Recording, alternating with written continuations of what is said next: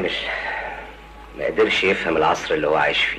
لذا فالنيابة تطالب له بأقصى العقوبة ليكون عبرة وعظة لكل من تسول له نفسه الاستهتار بقوانين الدولة. وشكرا. دفاع.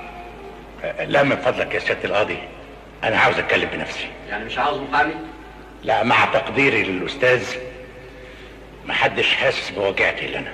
اتفضل.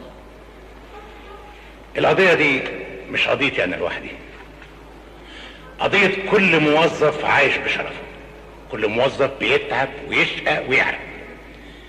أي نعم أنا مدير عام، لكن بكام؟ ب130 جنيه في الشهر.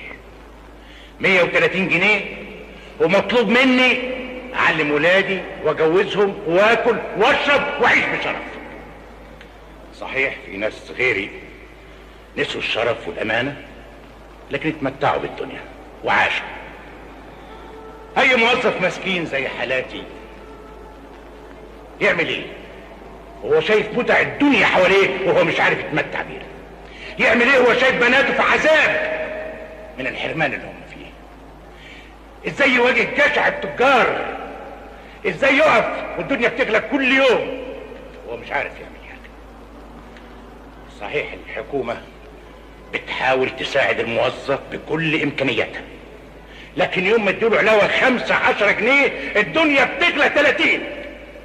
محدش حاسس بينا، كأننا أعداء فريسة والكل عاوز ياكلها.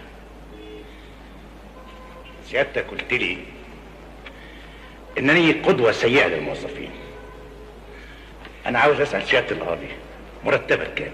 مهما كان يكفيك عشان تلبس؟ عشان تحتفظ بمظهرك؟